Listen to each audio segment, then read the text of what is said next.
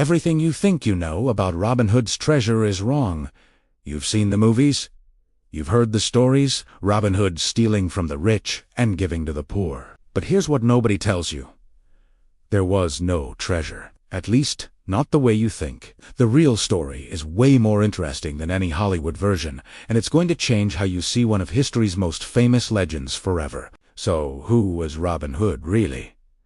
Was he even real? And if there was treasure, what happened to it? Today we're going to dig through centuries of myths and actually figure out what's true and what's complete fiction. Let's start with the biggest problem.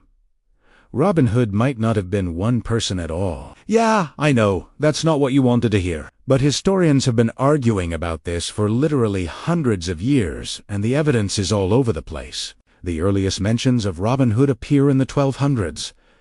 But these aren't detailed stories. They're just quick references in court documents and old ballads. One of the first times his name pops up is in a 1228 legal record where someone is listed as Robert Hood, who was a fugitive.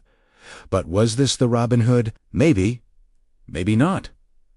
The name Robert was super common back then. The real Robin Hood legend starts to take shape in the 1300s and 1400s. That's when ballads and poems about him started spreading like crazy. These weren't written down in fancy books. They were songs that regular people sang, stories that got passed from town to town. And here's the thing about stories that get passed around. They change a lot. In these early ballads, Robin Hood isn't actually this noble hero fighting for justice. He's more like a violent outlaw who just happens to rob rich people. He's not giving money to starving peasants out of the goodness of his heart. He's causing chaos and fighting against corrupt officials who personally wronged him. It's way more about revenge than charity. And the whole Sherwood Forest thing, that part's actually real.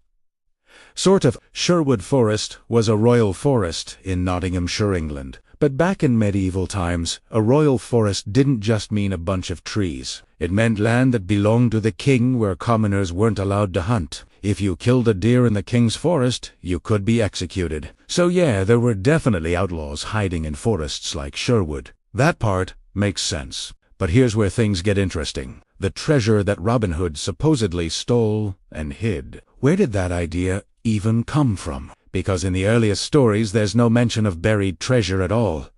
Robin steals money and goods, sure, but he's not burying chests of gold coins somewhere for future generations to find.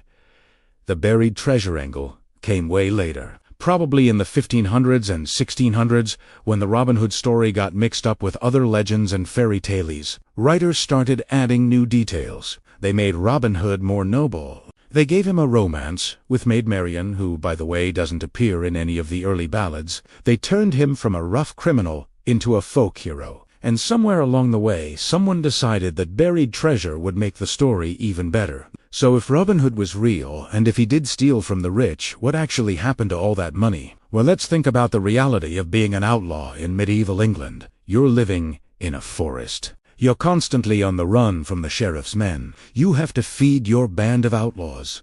You need weapons. You need supplies.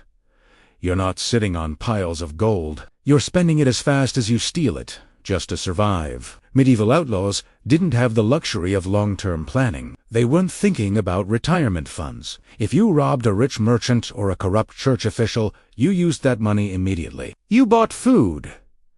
You bribed people for information. You paid off allies. The idea of carefully burying treasure and making a map so you could come back for it later, that's pirate logic. And even pirates didn't actually do that as much as movies suggest. Now let's talk about what Robin Hood was supposedly stealing. In most versions of the story, he's robbing from tax collectors and wealthy nobles.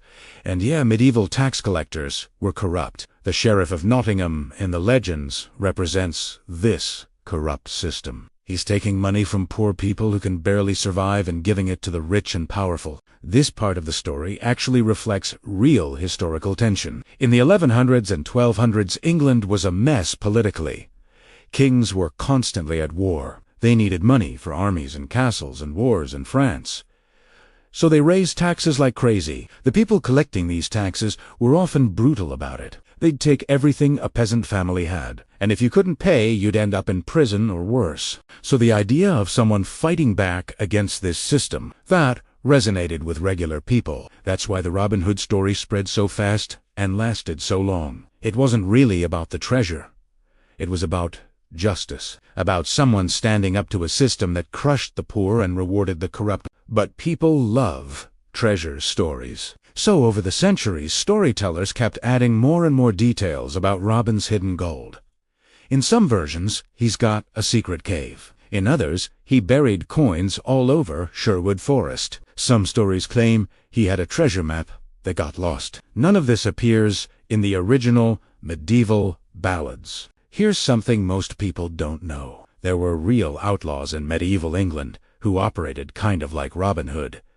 Not stealing from the rich and giving to the poor exactly, but living outside the law and surviving by robbing travelers and raiding corrupt officials. Forest outlaws were a real thing. The government was so worried about them that they passed specific laws trying to control what happened in royal forests. One of the most interesting historical figures who might have inspired Robin Hood is a guy named Fulk Fitz. He was a real nobleman who became an outlaw in the early 1200s. He fought against King John, who, if you know your history, was one of England's worst kings. Fulk hid in forests. He raided the king's supporters. He became a folk hero. Sound familiar? Or there's Roger Godebard. He was an outlaw in the 1260s who operated in Sherwood Forest. Not kidding, the actual Sherwood Forest. He was involved in a rebellion against the king. When the rebellion failed, he became a fugitive and lived in the forest, robbing people for years. He was eventually caught and imprisoned, but his story spread and might have influenced the Robin Hood legends. The point is, there were real people doing real things that could have inspired these stories. But over time, the facts got twisted. Details got added, different outlaw stories got merged together, and eventually you end up with this mythical figure who may or may not have actually existed, but represents something people wanted to believe in. So what about all those treasure hunters who've spent years digging around Sherwood Forest looking for Robin Hood's gold? Yeah, that's a thing that actually happens. Even today, people show up with metal detectors hoping to find medieval coins or hidden treasure. And you know what they find? Mostly old bottle caps and lost keys. There have been a few interesting archaeological finds in and around Sherwood Forest. Medieval coins, weapons, remnants of old settlements, but nothing that definitively connects to Robin Hood or proves there was ever a hidden treasure. Because, again, the treasure was never real. It was added to the legends centuries after the fact. The real treasure of the Robin Hood story isn't gold or jewels. It's what the legend represents. Think about why this story has survived for 700+ years. It's not because of buried coins. It's because people in every generation can relate to the idea of fighting against injustice, of standing up to corrupt power, of helping those who can't help themselves. In medieval England, peasants were powerless. They had no rights. They could be abused by nobles and church officials, and there was nothing they could do about it. So they told stories about Robin Hood, an outlaw who fought back, who took from the corrupt rich and gave to the suffering poor. It gave them hope. It gave them a hero, even if that hero was fictional. The same thing happened in later centuries. When people faced oppression or injustice, they retold the Robin Hood story. They adapted it to fit their time. In some versions, Robin Hood becomes a displaced nobleman fighting to reclaim his rightful inheritance. In others, he's a Saxon resisting Norman invaders. The details change, but the core message stays the same. Even today, we use Robin Hood as a symbol. When someone talks about taxing the ultra-wealthy to help poor communities, they get called a Robin Hood figure. When a hacker leaks documents exposing corruption, they're compared to Robin Hood. The legend has become bigger than any historical reality. But let's get back to the treasure question, because I know that's what you really want to know. If someone claiming to be Robin Hood actually existed in medieval England, and if they actually robbed people, where would that money have gone? Follow the logic here. You're an outlaw. You steal a bag of silver from a corrupt tax collector. What do you do with it? Option 1. You keep it for yourself and your band. You use it to buy supplies from sympathetic villagers. You pay for shelter. You bribe guards. This is the most likely scenario. Outlaws needed money to survive and they'd go through it quickly. Option 2. You actually give some to poor people. This would make you popular and might help you recruit allies. But you're not setting up a charity foundation. You're handing out coins when you can spare them. There's no systematic distribution. No treasure stored away for later. Option 3.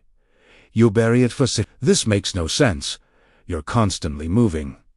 The sheriff's hunting you. Why would you bury money you need right now? And if you did bury it, and then you got caught or killed, that money would just stay buried forever. Lost? That's probably what happened to any money that actually did get buried by medieval outlaws. And I'm sure some outlaws did hide coins or valuables sometimes, but without proper maps or landmarks, those hiding spots were forgotten. Medieval England didn't have street addresses or GPS coordinates. If you buried coins under a specific oak tree in Sherwood Forest, good luck finding that tree again. Forests change.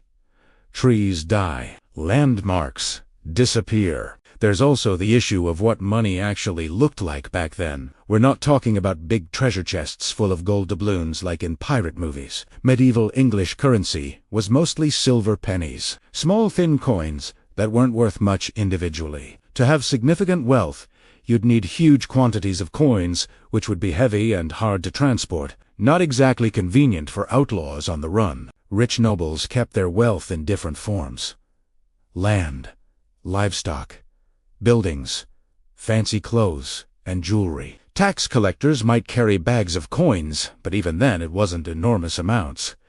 The economy was different. Most peasants never even saw gold coins.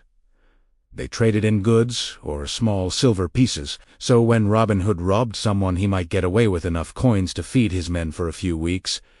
Not enough to retire on, not enough to justify complex hiding schemes, just enough to keep going. The legend of buried treasure serves a narrative purpose, though. It keeps the story alive. It gives people a reason to keep talking about Robin Hood centuries later. Kids imagine finding his treasure. Treasure hunters search. Forests, writers create new stories about the hunt. The mystery becomes part of the appeal. And honestly, that's beautiful in its own way. The real treasure was never gold. It was the story itself. A story that's entertained people for 700 years. A story that's been retold in hundreds of books and movies and songs. A story that still means something to people today. Robin Hood represents the idea that one person can make a difference. That you don't have to accept injustice. That the powerful aren't untouchable. In a world that often feels unfair, where the rich seem to get richer and regular people struggle, that message still resonates. So, was there a real Robin Hood? Probably not one specific person. More likely several outlaws whose stories got combined. Was there treasure? Almost certainly not. Not buried treasure waiting to be found. Just stolen money that got spent surviving in medieval forests. Is the legend still valuable? Absolutely. Because some stories matter more than facts. The truth about Robin Hood's treasure is that it was never about the treasure. It was about hope, about justice, about the belief that things could be better. And maybe that's worth more than gold. Subscribe for more historical deep dives.